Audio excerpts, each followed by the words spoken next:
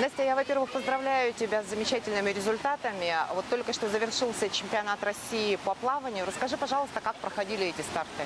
Спасибо большое. Я очень довольна соревнованиями, очень довольна своими результатами. И у нас программа была пятидневная, то есть каждый день мы плыли личные дистанции и дистанции вместе с командой. Это называется эстафеты, когда 4 человека плывут вместе. Вот. Первый день у меня была дистанция 50 метров вольный стиль, где я показала свое лучшее время и очень-очень довольна, потому что мы поменяли технику, очень много изменилось, и пока то, что сейчас я показала на этих соревнованиях, доказывает то, что мы идем в верном направлении. В данный момент мне помогают и поддерживают ШВСМ Якутии и Якутэнерго. И я бы хотела выразить им огромную благодарность за то, что они поддерживают, несмотря на то, что мы не выезжаем ни на какие международные старты. И они не теряют веру в нас, то, что мы, может быть, поедем в Токио. У меня тренировки каждый день, 2 раза в день. Ну, то есть режим все тот же.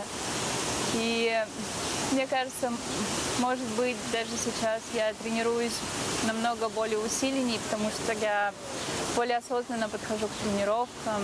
Очень много мы сейчас разбираем технику, тактику, и все абсолютно новое. Из всей большой, огромной коллекции твоих медалей, титулов, вот какая победа, она самая такая дорогая для тебя?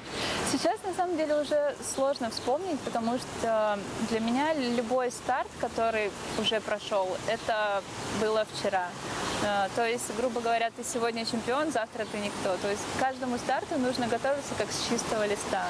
То есть за тобой нету никаких там наград, медалей, титулов.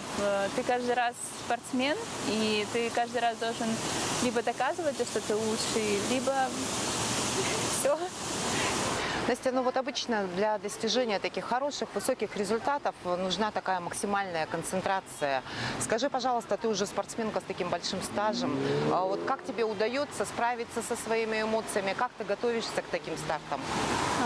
Сейчас у меня, наверное, такой период, что все соревнования, из-за того, что мы не ездим на международные старты, как бы считаются очень важными. И поэтому, как ни крути, мы в любом случае все волнуемся, и иногда это, конечно, мешает, потому что нам не хватает стартов. Обычно, если раньше у нас было хотя бы там 3-4 старта, там 2 главных, ты уже как-то сбрасываешь напряжение и более уверенно себя чувствуешь. А сейчас у нас очень мало стартов, и поэтому мы такие очень нервные комочки ходим в бассейне, поэтому приходится скидывать напряжение на дистанциях, которые не так важны. Ты живешь и тренируешься сейчас в Италии, очень много в твоей жизни поменялось. Что подвигло тебя принять такое решение? Наверное, самые такие, не знаю, важные решения в жизни происходят после какого-то очень тяжелого периода. Вот после того, как не допустили в Рио, я практически, не знаю, очень долго не плавала и все думала завершать карьеру, потому что мы не знаем, когда это все закончится. Вполне возможно, что даже готовясь к Паралимпийским играм в Токио, мы не сможем туда поехать. Вот. И именно это меня сподвигло на то, чтобы не только развиваться в плане спорта, а еще в обычной, скажем так, бытовой жизни.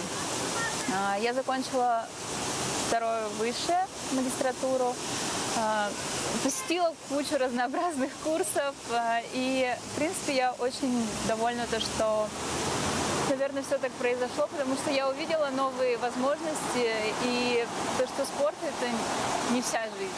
Вот. Но все равно я пока держусь за эту маленькую часть моей жизни всеми силами, потому что я очень люблю и хочу, наверное, скорее всего, самой себе доказать то, что я могу. А где все-таки комфортнее тренироваться и жить?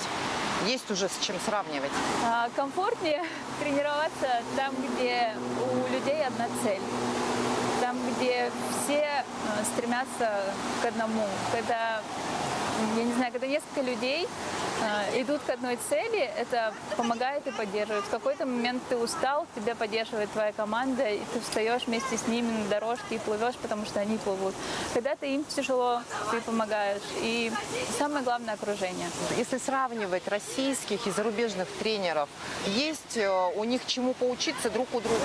Я вообще считаю, что нужно обмениваться опытом максимально, потому что паралимпийское плавание — это такое, не знаю, уникальный. Каждый спортсмен, он уникален. И для каждого нужен индивидуальный подход. И мне кажется, любой тренер должен использовать возможность обмена опытом, как и между своей командой, так и международной. Например, у американских тренеров есть такое, что всем спортсменам они говорят: ты лучший. И вот какую модель поведения тренера ты считаешь наиболее эффективной? Мне кажется, что зависит в любом случае от спортсмена, потому что кто-то привыкает к тому, что говорят: ты лучший, ты молодец. И это действительно работает, это действительно помогает. Но иногда нужно получить такую затрещину хорошую, чтобы работать на полную каждую тренировку. Скажи, а сама себя ты не видишь в будущем тренером? Есть у тебя такие мысли? Я очень долго размышляла над этим, и я хочу открыть свою школу. Надеюсь, что в ней я смогу работать в качестве тренера. И посмотрим, как все в будущем сложится. Как ты считаешь, для того, чтобы достичь высоких спортивных результатов именно в плавании, надо заниматься все-таки с самого раннего детства или это не важно? Я думаю, что для тех, кто занимается с детства, это будет просто преимущество. А для тех, кто начал, может быть, в подростковом возрасте или немножко старше, это уже будет зависеть именно от самого спортсмена, от его желания достичь каких-то высот. Примером Мария Кудрина, которая выступала за Якутию на этом чемпионате России, начала заниматься относительно недавно. И при должной поддержке от родителей, государства, места, где ей тренироваться, я думаю, что у нее все получится. Вот ты уже затронула тему Паралимпийских игр в Токио. Ты вообще морально готова к тому, что может опять случиться так, что опять вы пропустите эти самые главные старты? Мне кажется, что я готова, но как факт это уже будет известно только после решения международных паралимпийского комитета. Когда будет это решение? В 2020 году. Только в 2020-м? Да, прямо опять? прямо Вот перед только, вылетом, как да. обычно это все Да. бывает. Как ты оцениваешь, когда наши российские спортсмены выступают либо под нейтральным флагом, либо под флагом Международного олимпийского комитета? Ну, я считаю, что это правильно, потому что спортсмен, как личность, он, я не знаю, у спортсменов не очень долгий век. И для целой страны это может быть, я не знаю, какое-то оскорбление или еще что-то. Но для человека, как для личности, реализовать свою цель, свой потенциал, то, к чему он готовился, очень важно. Если для нас это вся жизнь, то для страны в целом это может быть просто какой-то элемент. Потому что в стране таких, как нас, я не знаю, тысячи, сотни, миллионы. А сама ты выступила бы под нейтральным флагом?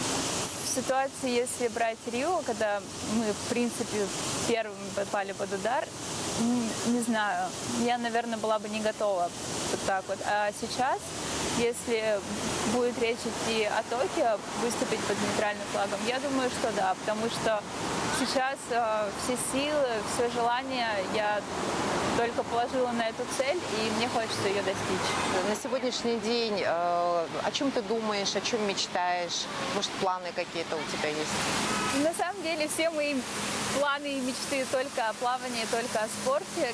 Как бы это печально ни звучало, может быть, просто я для себя поставила цель на 2 года. То, что я буду готовиться к Паралимпийским играм в Токио, это что я хочу быть, наверное, в самой лучшей для себя форме, потому что другого шанса у меня не будет. И я очень хочу осуществить свою мечту. Спасибо.